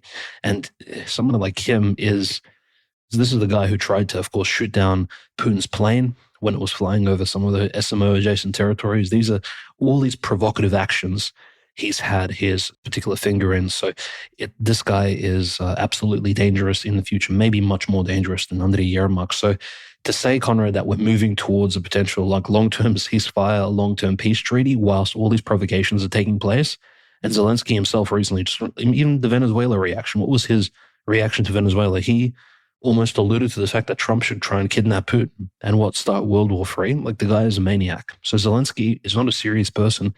I have huge doubts as to if these ceasefire talks will even go anywhere when he is clowning out openly on camera about not just the death of his own citizens, but the death of all these Eastern Europeans generally in the conflict. He doesn't seem to be taking it seriously. For him, being a non-Ukrainian, him being a Ukrainian Jew, it obviously doesn't seem personal to him. These losses they're just numbers, statistics on a board. He can continue the conflict as long as his masters order him to. That's, I think, what appears to be the agenda at play here. No, that's exactly right. And, remember Budanov, despite the fact that he may have made some comments, he may be more of a slippery political character, more intelligent than others. He seems to have made certain realistic comments, potentially trying to sound good to the Trump administration, who have a more realistic and less openly, virulently Russophobic perspective than certain others. But, Budanov is wanted in Russia for the destruction of the Kerch Bridge. There's all sorts of, things that the Russians will want to see him answer for. So I don't necessarily see him as somebody the Russians are going to be like, oh, finally, now that this guy's in charge, we can negotiate and we can come to the table. That's, maybe Timoshenko or maybe some of these other people might be more in that mold. But I don't think Budanov, despite the fact that, yes, he is clearly I think he's much more intelligent and much more capable than Yermak and some of these other characters, which, like you said, Dimitri, makes him, I think, significantly more dangerous than others might believe. But Trump, of course, has obviously completely cast doubts on the story about Putin's residence coming under attack. Obviously, I was very skeptical of these. Within hours of the attack being published, it's like people around the area say they didn't hear anything. I'm like, all right, so which news source has been allowed to surround the area around Putin's residence and interview townspeople? That's completely ridiculous. That would obviously never be allowed to happen. And those people, I don't think, would be willing to talk to foreign press about such a thing. So obviously, I wouldn't put much credence in those reports. Obviously, this could be something that is maybe exaggerated for the sake of escalation, but I do believe that at this point, the Russians, they're right outside Zaporozhye, they're right outside Kharkov, they're right across the river from Kherson. I think they realize that if they're not going to take these cities with just pure bloody urban warfare, they're going to have to make some serious strikes and escalations against Kiev and against the decision-making centers of the Ukrainian regime, or else they're going to be forced to, take their current successful model of attritional warfare, again, into these urban centers where there are still tens of thousands of civilians, and it's a lot harder to evacuate them, and it's going to be a much harder situation to maintain frame towards in the in the international community. So I think we're going to have to be watching all of that very closely. I have reports here. This is from Khan, which is a major Israeli news outlet. It says Netanyahu recently asked Putin to convey a message to Iran that Israel has no intention to strike, which to me sounds like they do have an intention to strike. We just want to convince them through somebody who we're willing to tarnish their credibility, namely Putin. Then, if he delivers the message and then we do strike, okay, well, now Putin's no longer a trustworthy messenger for Israel. But that's, maybe that's something they wouldn't want to lose, but I wouldn't necessarily trust that message. I don't know if that has anything to do with, Yair Lapid and these other Naftali Bennett and these other opposition figures have been posting these countdowns, and it's been ambiguous whether or not these are countdowns towards strikes against Iran or something against Netanyahu. I haven't really seen exactly what all of that is about. But again, the Russian role in the Israel-Iran conflict is, I think, one of the more interesting nodes in all of this, because despite the fact that Russia and Iran are extremely close allies, Russia is also one of the countries that I think is the most dedicated to Israel's security, even if it doesn't always mean going with Israel's regional interests when it comes to Israel's physical security and security of, the Jews there, so many of whom came from the Soviet Union. Putin doesn't mess around. Beryl Lazar, the Chabaders in Russia, and many of the people in United Russia, they don't mess around with that. They view Russia like they view Tel Aviv, like a second Moscow when it comes to protecting it from missiles and these other things. So I think that's an unfortunate reality that everybody needs to contend with when it comes to analyzing all of this from a World War III perspective. Obviously, we've seen huge amounts of Russian planes. I think it's like 6 or 7 in the past week in the midst of the protests in Iran, Russian cargo planes, some from Belarus with stops in Russia have been going. So I think more and more air defenses as we speak. Iranian jets have been deployed across central and the borderlands of Iran to supervise and protect the deployment of major air defense batteries as Iran, I think, is preparing for Israeli escalations as the protests either do or don't go the way that Israel wants. I think regardless, it will simply determine how and where they strike, regardless of whether it happens or not. I think that's an inevitability at this point. And as all the reports have been saying, much like we all basically knew that the reports were going to happen, the strikes were going to happen at the end of June and in July. The last time, it seems that end of January, February 2026 is when the tale is going to be told when it comes to this next round of escalations. But another report here, and this is big, I wouldn't just be reverting back to this story if it wasn't big. This is from Rerim Nevarim. It says the Saudi-backed Yemeni Presidential Council has given the UAE-backed Southern Transitional Council's President Idris al-Zubaydi 24 hours to leave Aden and the country. Saudi-backed Homeland Shield forces have recaptured the entirety of the Al-Mara and Hadramaut regions and are threatening to advance into the rest of STC territory. So it seems the Saudis aren't playing around and they want the UAE out of Yemen. And if this could somehow lead to a united Yemen with a power sharing agreement with the Saudis and the Yemenis and Ansar Allah and, closer ties between Saudi Arabia and Iran, then, Israel's going to be like, dang, we really picked the wrong horse by going all in with the United Arab Emirates and the Dubai, the poopers, the guys that like to poop on ladies when they come to their city. I think the Israelis are like, darn, just because we were kindred spirits on that front, maybe we shouldn't have sided with them in this Gulf dispute amongst these, frankly, much more resource rich when it comes to Saudi Arabia and powerful when it comes to Iran countries. So the UAE, I view them as basically a second Israel at this point. So I wish them nothing but ill fortune and destruction. But going back to Russia, obviously, again, like I said, the status of negotiations, Trump hasn't really given any updates since, claiming that they were quote unquote going okay. The latest update was about him doubting the reports. He obviously said there's something that happened fairly nearby, but it had nothing to do with his house, and other such interesting comments about the incident. And I think Trump is obviously trying to just maintain this basic frame where they keep supporting Ukraine, but they attempt to get a deal. And I just don't think he realizes how the idea of Russia retreating from Zaporozhye or Kherson, or even freezing the front line where they are there, is still very undesirable, whereas the U.S. still thinks that giving Russia just the Donbass is some massive concession, which again, Russia knows they can achieve Donbass reunification entirely militarily. So when it comes to negotiations, they're going to need a whole lot more than that. We still have heard echoes of reports of, Russian troops in Belarus, plans to potentially come down through Kiev. I think something like that is clearly somewhat necessary to achieve this in a way that is, actually achievable. The other big news, obviously, was we did get rug pulled on the death of Kapustin, of White Rex. So, Dimitri, I'd love to hear your thoughts on both that crazy deception that happened, as well as the status of negotiations and what you think, what kind of mobilization, what you think is necessary for Russia to achieve what they want to achieve, and if they're actually even considering doing something like that.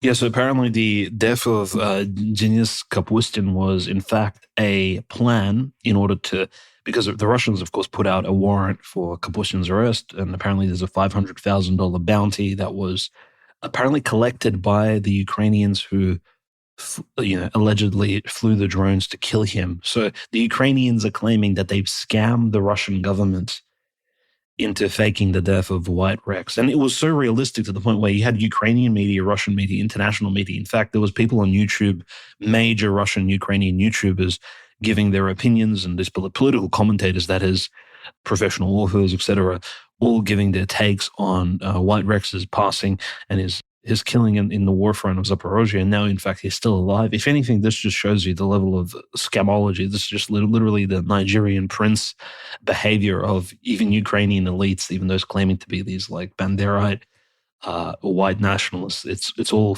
literally for money. And that's, I think, incredibly unfortunate. If anything, I mean, just Mansky Kapustin just underlines his interesting Talmudic heritage there as well. Like, this is the eternal scammer, right? The eternal grabbler, the hand rubber, who is again trying to like swindle money from even his own potential allies in Ukraine. So it's all very strange. If anything, if you look at all of Kapustin's interviews, they're incredibly disingenuous. Like on the internet, for example, a lot of them are available on YouTube. You'll notice he always avoids the, shall we say, the JQ, the major subject matter that, would maybe accentuate his relevance to the sort of white nationalist movements in Ukraine and other places. Like, as a far-right militant sort of terrorist type figure, you'd think he'd be more serious about some of these like Second World War type subjects. But no, he avoids them like the plague. So you can kind of see this is a controlled op. I think Stryker was entirely correct in his analysis of Kapustin's behavior. This is a Zaslav Kazachok.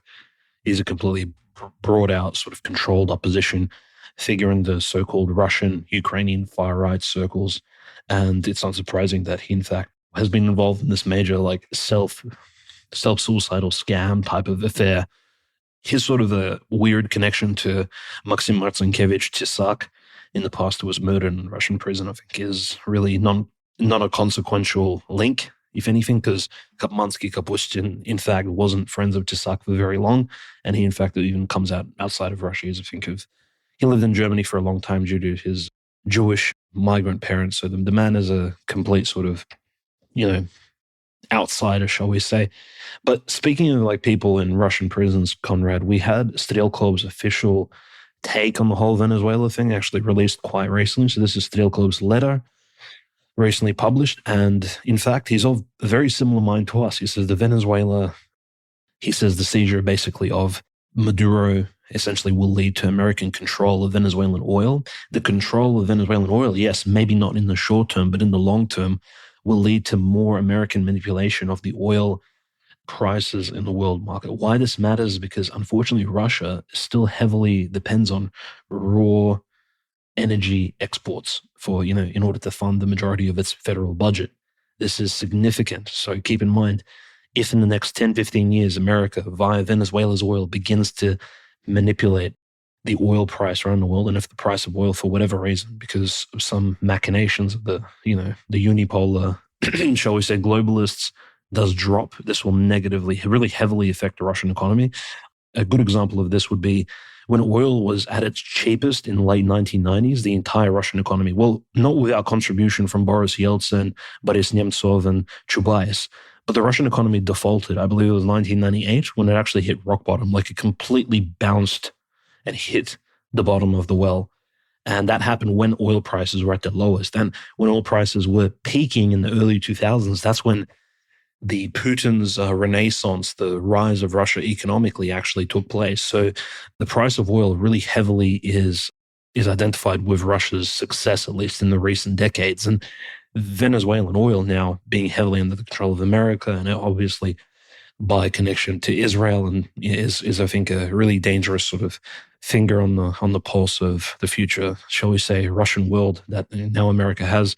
And Stilkov is really correct for picking up on this. And a very interesting point, as well as his identification, Conrad, of Iran being the next target. He says there is a 90% chance that there will be additional strikes in the near future by Israel and the US against Iran.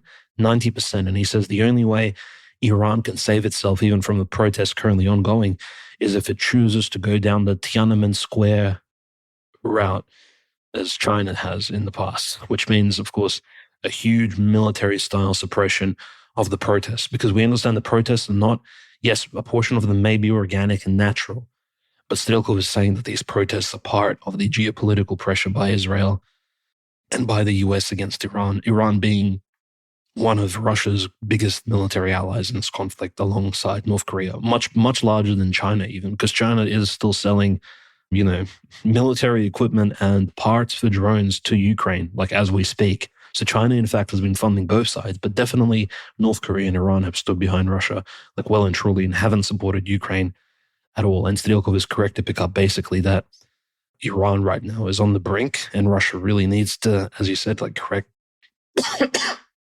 properly invest, properly enforce Iran's regime currently in place. Unfortunately, no matter how heinous it is, if this Iranian regime falls, then Russia's enemies gain a huge foothold and a huge strength in the Middle East. And so I think Stilkov's analysis, as always, is well and truly on point. The other point of contention I just want to mention, this is the wild card. Ramzan Kadyrov, the head of Chechnya at the moment, is apparently very, very sick. He has been, of course, incredibly ill. Every now and then he appears on camera incredibly overbloated. Remember, he had the incident in Turkey where he almost drowned off the coast. I don't know, firstly, why was Ramzan Kadyrov having a holiday in a NATO country during the special military operation? It's just a very sort of bizarre sort of thing. Given he has military ranks of his own, it's probably not appropriate.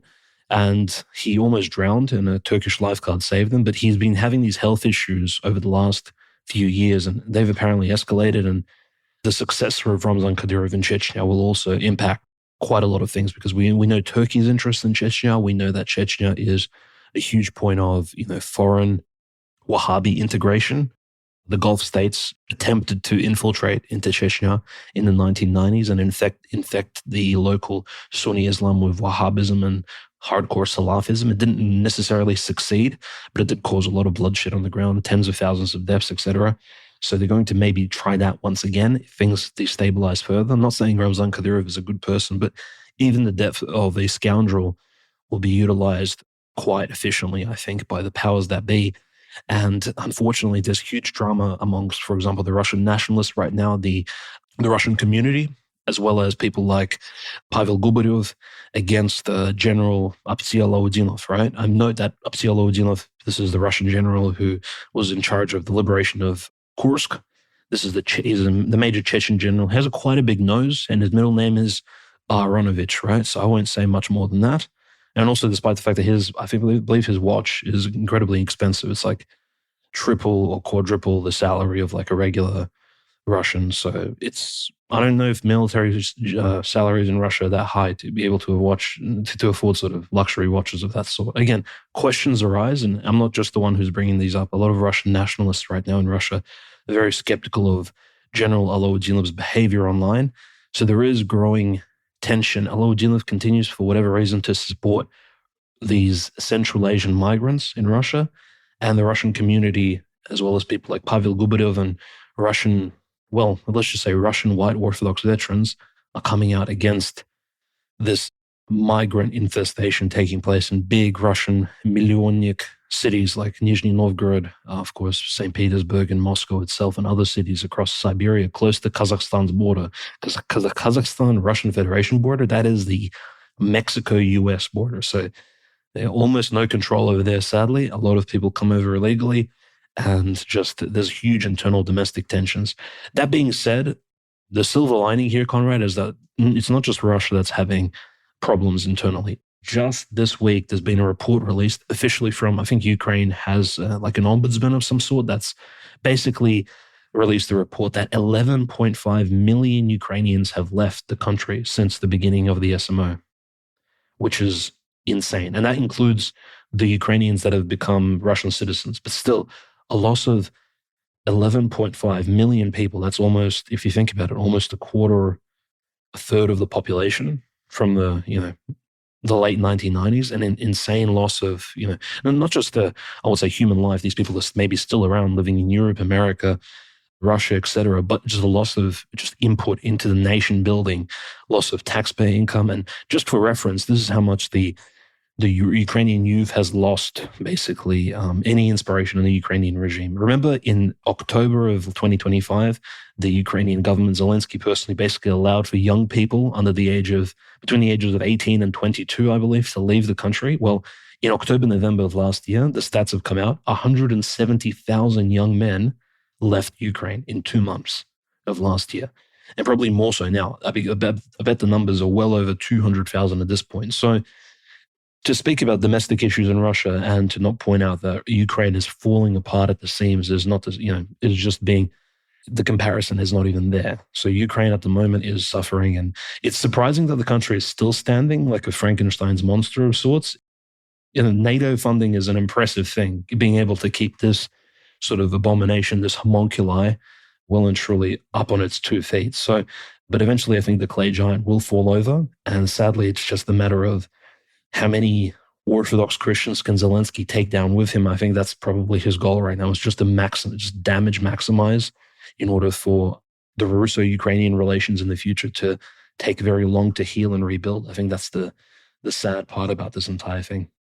That's the unfortunate reality. We've always talked about how many of the people in central Ukraine, how the only place that Russia's explicitly said they have no interest in ever ruling over is, of course, Lvov and these places in Western Ukraine. But unfortunately, I just don't see how these wounds heal. Now, millions dead, hundreds of thousands of people, casualties across this entire land. It's tough to see how these wounds are healed. And there's, fraternal relations between these, between these two peoples again. And you mentioned, of course, that the EU and NATO are sort of preparing for a confrontation with Russia by 2028.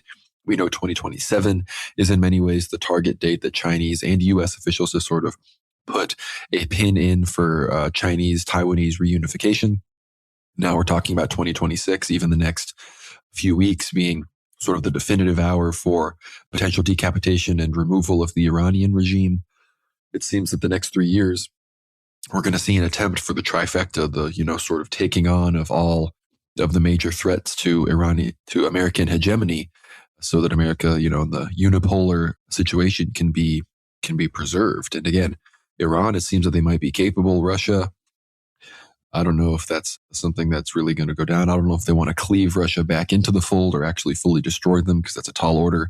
And then China, 2027, we know that Russia, recently we discussed this in the last episode, Sergei Lavrov said that, Russia does have an official policy of aiding in the reunification of Taiwan. I'm not exactly sure why Russia should be on the hook for that, considering that China is not necessarily helping Russia reunify with the Donbass and these other regions super strongly. Maybe it'll only be similar levels of support, but the implication was that the Siberian fleet out in Vladivostok and these other places, that would be, employed to assist the Chinese in that endeavor. And, maybe the Russians view it as important to national security as well, because, they have their claims on the Kuril Islands. Japan is also a national security threat to Russia's Far East. So maybe they view that as important. But in that situation, I would definitely demand a lot more assistance from China. But the other main area that Trump and the Americans seem the most interested in, quote unquote, cleaving away and protecting from Russia and China is Greenland.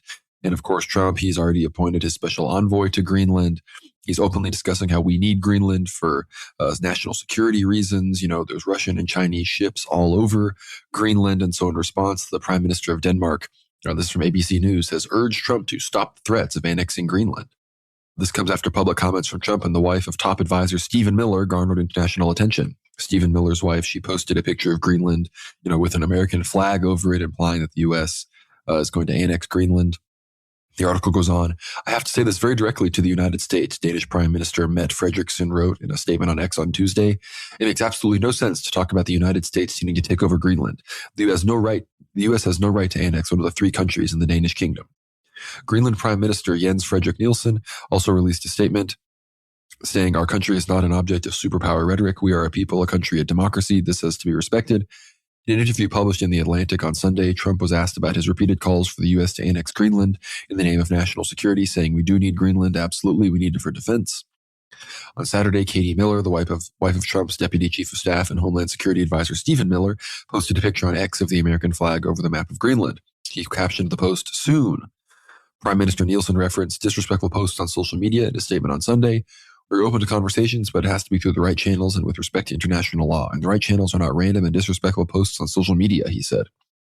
Speaking to reporters on Sunday night, Trump was asked about his comments on Greenland, to which he reiterated, "We need Greenland from a national security situation. It's so strategic right now. Greenland is covered with Russian and Chinese ships all over the place. We need Greenland from the standpoint of national security, and Denmark is not going to be able to do it." Asked how he justified taking the country, Trump claimed that it would be for national security and in the European Union's interests to do so. "I just say this, we need Greenland from the standpoint of national security, and the European Union needs us to have it, and they know that. You cannot annex another country, not even with an argument about international security," the leader said in a joint statement at the time of Denmark and Greenland. "Greenland belongs to the Greenlanders, and the U.S. shall not take Greenland." Greenland has been in the Danish kingdom since the early 18th century, but was granted home rule in 1979, which, as far as I'm aware, Greenland is like the only country that's not like a UN member state that has its own, flag emoji on the emoji keyboard on your phone. But Greenland, again, it's clear that Trump feels that Russia and China are outpacing the United States in the Arctic. That's also behind a lot of his calls towards making Canada the 51st state. So I'm not sure if Greenland annexation is coming. I have a feeling that the Americans could probably put enough pressure on Denmark and on these other countries to just give it to them. It's a risky thing, because if America just annexed Greenland, you could see, I don't know, the Europeans would have to be like, who's really the danger here, Russia or the United States? Like, who's really encroaching on our interests and on our territory more? Because at that point, America would have annexed far more of NATO territory than Russia ever had. So we're going to be watching the Denmark situation closely. Dimitri, if you have anything else to say about Russia, Ukraine, Greenland, Denmark, any of the other regions we've discussed in World War III in this episode, feel free to let us know before we move on to church news, or just take us right into church news. Regardless, take it where you wish. Well, I think this somewhat relates to the current Russo-Ukrainian war, and it kind of does paint the image of these schismatics acting in Ukraine at the moment, the persecution that they, of course, indulge in and they promote. They ask Zelensky to persecute the church more and more. I'm, of course, referring to the OCU. Recently, one of their priests named George Kovalenko appeared on an interview on Ukrainian television. Now it's completely professional. There's a proper studio. They have these couches sitting there. The interviewer, she's well dressed. The priest looks very learned. He has these glasses on. And suddenly they're just talking about the assassination that apparently almost happened of Vladimir Putin of his Valdai residence. This is on the 30th of December. And this priest of the OCU, George Kovalenko, said, "Well, look, we Christians, we don't call for the death of anyone, but we have to compare Putin to Herod from, Herod the Great from the New Testament. This is a killer of Ukrainians. So it is okay for us, theologically speaking, to call for his death." Similar to how Zelensky did on Christmas. Remember Zelensky's Christmas address when he said, "We Ukrainians wish for the death of Vladimir Putin. This is our Christmas, New Year's wish." It's very sort of satanic and Talmudic. And then you have these schismatic priests to whose church Zelensky doesn't even belong, playing defense attorney for Zelensky and saying that his statement is theologically justified. So the level of sycophancy here is really second to none, I would say. And just to balance all of this out, recently we had a New Year's sermon from Patriarch Kirill, sort of on New Year's Eve. He gave a really nice sermon in the Christ the Savior Cathedral where he basically said that it looks like the entire world is trying to push Russia and Ukraine away from a friendly relations. I think he's referring to the ceasefire. He also said that if the countries remain to be in hostile relations, this will only negatively affect the Ukrainian Orthodox Church, the UOC, the canonical church. And he says that the UOC at the moment is the victim of the actions of the Ukrainian government at the moment in place. So he's not saying the Ukrainian people are evil. He's just saying the Ukrainian government, so Zelensky's government, the government of the Verkhovna Rada, the Maidan government that's come into power in late 2013, early 2014, they are the ones persecuting the church. Patriarch Kirill, again, just standing up for his neighbors and those, I suppose, under him, ecclesiastically speaking, is completely correct. It's not like he's saying anything too hyperbolic and that Ukrainians can say that, oh, look, he's supporting Metropolitan Onufriy, therefore Metropolitan Onufriy should be imprisoned or anything like that. So Patriarch Kirill, very careful in the way he chooses his words during the sermon. And, another patriarch, this is, again, somewhat related to the Ukrainian news story, is Patriarch Bartholomew has invited the OCU head, Sergei Epiphany Dymenko, the false Metropolitan of Kiev, to serve with him on the old calendar Christmas Eve in the St. George Patriarchal Church in Fanar, of course, Istanbul, Constantinople, where the head of the Ecumenical Patriarchate is based. So we're going to have a joint service once again between Epiphany Dymenko and Patriarch Bartholomew on the 6th of January. So that's just great, isn't it? And of course, apparently Patriarch Bartholomew, his official patriarchal statement, not him necessarily, but his office, they released a statement saying that, look, this will show unity between the EP and the Orthodox Church of Ukraine. I think the extremality here, Conrad, is that it's not unity that Patriarch Bartholomew wants. If he wanted unity, and again, not that I promote this sort of behavior, but for consistency's sake, he would have also invited Metropolitan Onufri and Epiphany Dymenko to both join him in a service, wouldn't he, right? I mean, he would have to invite he could invite, for example, Metropolitan Theodosy of Cherkasy or some of the other persecuted bishops, as well as bishops from this schismatic church that he himself created. And that would, yes, be very ecumenist of him, and we wouldn't agree necessarily, and hopefully those bishops don't attend, but that, from his perspective, would be, I would say, the more tactile approach. But here, we have this extreme position where it's like, well, we won't even acknowledge the existence of the UOC, despite the fact that it still makes up the majority of Orthodox Christians in Ukraine belong to its ranks. And almost all of them are baptized in its church and catechized in some capacity under the UOC before the schism. So it just shows an inconsistency, like a logical breach there, and perhaps some sort of general geriatric senility going on here. It's a clearly dementia-ridden behavior, but not just by him because of his age. His Holiness has made a ton of mistakes and really strange statements recently, but just generally the synod, the ecumenical patriarchal governance, like for them to release these sort of statements and for them to support their patriarch's inconsistent actions and not to maybe, tap him on the shoulder and say, look, Your Holiness, this is a little bit cringe or this is incorrect. We're not seeing that. There are no corrections here. There are no friendly reminders. It's all sycophancy, backstabbing. Again, this episode we've talked a lot about embarrassing and traitorous behavior, and this is just more of that in that same vein. More cringe, of course, is coming from, unfortunately, the best boxing heavyweight champion in the world at the moment, the absolute champion of heavyweight boxing, the new Mike Tyson, Alexander Usyk. An Orthodox Christian Ukrainian has actually come out in support of one of the former heads of the Ukrainian SBU, Vasily Maluk. So Vasily Maluk, remember, ever since the shuffle happened with Budanov being promoted to work with Zelensky more in the presidential administration, we had Lieutenant General Vasily Maluk, who was Budanov's right-hand man. He suddenly just gets basically fired from the security service of Ukraine. Now, Maluk he was replaced by a guy with a very funny name, actually, Eugene the Mosquito, who would be the correct translation, Eugene Kamara.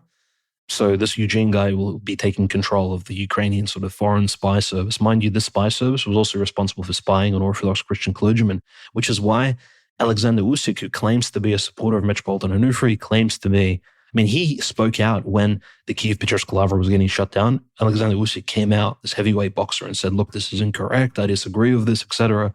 And now he's supporting Vasily Maluk, the former persecutor of the church. This is like the Dzerzhinsky of the Ukrainian regime, so Budanov's second in charge. It's just so strange and concerning. Again, I don't know if this is brain damage. Boxers do get hit in the head quite a bit. In any case, the 39-year-old Alexander Usyk making a fool of himself once again.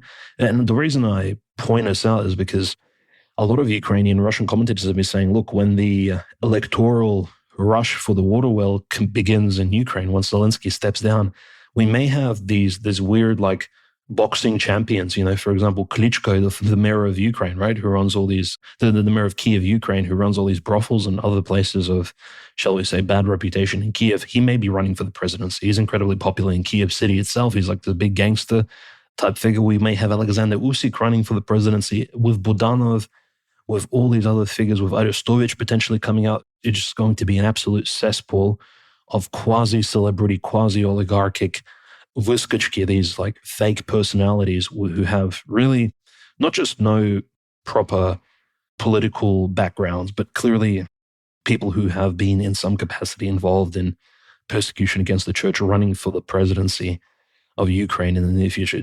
It's not going to be, look, if Russia doesn't win the war entirely, Conrad, it's not going to be a very pretty sight, I think. And to sort of cap all of this off, in order to just show us who's of course running the Ukrainian Secret Service, right? The SBU, now that Budanov has been promoted and now that he's left the Ukrainian SBU, prior to leaving, he received a personal blessing from, guess who? The chief rabbi of Ukraine, Moshe Azman. And this post has been already spread on social media. I think we'll make this repost again on our Telegram and X pages. So we have the chief rabbi blessing the head of the Ukrainian former, Secret Service, Budanov, in very interesting. I mean, it just shows the religious connection from the man who persecutes Orthodoxy to his spiritual guide, who is a Talmudic rabbi. I mean, look, coincidence or not, that's exactly what we're seeing here. It's very Bolshevik-esque, right? These people were also raised by rabbis, and they then went out and persecuted the Orthodox Christians in the early 20th century. So history is well and truly, if not repeating itself, it's certainly rhyming like an interesting Yiddish poem at the moment, Conrad. So church persecution is not slowing down. And the last story I wanted to mention was that, the Ukrainian SBU has put out basically another warrant for Metropolitan Jonathan. Remember Metropolitan Jonathan, one of the first hierarchs who was arrested? Thankfully, Patriarch Kirill had him rescued from the Ukrainian prison. He's been released, and he had a stroke in prison. He suffered all these abuses from the Ukrainian guards, and he's now in Moscow in safety. And now the Ukrainians have basically said, look, we want to bring him to court again. Can Russia, for example, hand him over to us? And again, of course, Russia will not be handing over a metropolitan to these scoundrels and scumbags. But I mean, it's just the chutzpah at the moment is insane. So Metropolitan Jonathan, hopefully he's enjoying his well-deserved retirement at a monastery somewhere in Moscow or nearby, wherever he probably chooses to as a new confessor of the faith. But that's the regime in Kiev, Conrad. It's somewhat laughable as how explicit they are in their conduct. But again, incredibly tragic. We need to keep all of the hierarchs and Christians, laypersons, clergymen in this particular part of the world in our prayers, as always. No, it's true. And again, I think the Ukrainian regime is suffering enough of the front lines to where they might have a harder time justifying, these huge, like these big attacks and these police raids on these cathedrals and monasteries and seminaries like we've seen in the past. So I guess that's a good side effect of the Russian success at the front line. But, unfortunately, we have to be afraid that when the Zelensky regime really does lose its grip on power across Ukraine, when the monopoly on violence starts to collapse, that many of these nationalist militias, these schismatic supporters, these pagans, a lot of these Christians in these parishes are going to be sort of left to the devices of the people in their area and the local authorities and whoever is able to seize power. So we have to pray that, whatever collapse does occur, God, protects his church and God protects the people there that have stood strong against the schism and heresy and these other sorts of things. Because again, it's gonna get very ugly. And I know we've been talking about this for a while, but again, if some kind of negotiated settlement doesn't come soon, I think that's what comes next, because the Russians, I think, they've reached the limit to where if they don't escalate militarily to the point where a lot more people are going to die, then this needs to be negotiated out. But I think we've pretty much discussed most of the news this week. Again, we're going to be back in it with 2026, a lot of big Ether Hour episodes coming up. We're going to be talking to David Erhan, Eschaton Vigil, Jonathan. We're going to be talking to him again. Be sure to check out our episode with Father John Whiteford. That should already be posted and linked down below. We discuss the Society of St. John, what we can do in America, again, to stand up for the canonical church in Ukraine, like we were just talking about. So please get behind the paywall, support the show. A huge section of that episode is available for free, but the whole discussion, we talk about some other fascinating Orthodox topics with Father John. Get behind the paywall to check out the whole thing there. Please do that if you can. It really helps the show out. It's the best way that you can keep things going, keep these World War Now weekly episodes free. And of course, you get access to all the Ether Hour content. But before I do the plugs and all of those sorts of things, do you have any final words for the audience this week, Dimitri? No, I just appreciate your support. We have some amazing content coming out. I think we're going to hit 2026 running. We have some really good interviews scheduled and definitely more book chapter releases. So if you've enjoyed my translating and writing in the past, over the last few years, definitely more of that esoteric, really good World War Now relevant content coming up. For those of you who haven't checked it out yet, definitely there's so much content on the Substack now, Conrad. I think you would agree, probably hundreds of hours of content. So subscribe. I think it'll be worth it. There is a lot of entertaining stuff for all of you. Thank you, listeners, for, of course, contributing and helping us out. For all of you that make it to the end of the episodes, you're the real World War Now patriots. You want to hear all the analysis. You want to hear all of the church news. We're getting major reports. The Jerusalem Post seems to have indications that the U.S. is looking for ways to put their finger on the scale on these Iranian protests. They claim the Israeli authorities don't view the volume and the scale of the protest quite as necessary to truly push the regime over the top. I think they're trying to see if the situation in Venezuela changes anything. These are reports that I'm, again, reading from the Jerusalem Post as we speak. Now, the Mossad has publicly admitted on Twitter to assisting Iranian protests in the field, and it is possible that the U.S. may use some kind of threat of force and even limited force to prevent Khamenei from crushing the protest movement in order to provide the movement more of a chance to grow. So we're going to be watching all of this very closely. If you want to stay up to date with it, be sure to follow us on X at WorldWarNow_. Follow me on X at GnomeRad. Follow Dimitri at WWN Host. Be sure to follow the Telegram channel, World War Now Telly. That's where we post our 24/7 updates when it comes to World War III. Be sure to subscribe to the YouTube channel World War Now. That's where you can chat with me every Tuesday evening at 7:45 p.m. Central Time. I am live there with my show World War Live. You can ask me whatever questions you want in the super chats. We have a whole lot of fun there, so check that out. You can also watch live on the X account, Twitter, and on the World War Now Substack, of course, worldwarnow.co. That's really our home base. That's where, again, you can watch every episode of World War Now the moment it comes out, get access to all of the Ether Hour content, of which there are well over 100 episodes at this point. You can also watch the live stream on Substack. So if you want to stay on Substack and be a Substack onlyist, that's totally an option. Obviously, be sure to find us on Apple Podcasts and Spotify and all other sorts of other places where podcasts are found. So again, it's really easy to tune into the show. There's no excuse not to be a regular listener. If this show benefits you in any way, please share it with your friends. And again, if you aren't already behind the paywall, please consider getting behind there. It's not too expensive. I might consider doing some kind of sale here in the near future. Also, if you want to get some books, use code WWN at antelopehillpublishing.com for 10% off your orders. They're fantastic right-wing bookseller, so be sure to check all of that out. But again, worldwarnow.co, Substack, that's the home base. That's how you can support us. And with all of that, I hope everybody's enjoying their 2026. Old calendar Christmas is fast approaching. It'll probably be old calendar Christmas by the time that you are listening to this episode. So with all of that, Merry Christmas, Dimitri, and I will leave you with the last word. Yes, of course, and Merry Christmas to you as well, Conrad, and all of our dear listeners who have wasted, of course, all of their energy, developed and invested it into the Nativity fast. I think it's been worthwhile, and I can't wait to, of course, feast during this Christmas with family and friends. So definitely enjoy this early part of the year, despite some of the most dramatic news I think we've had in recent months. So hope you've enjoyed the episode. Thank you for your support, and God bless.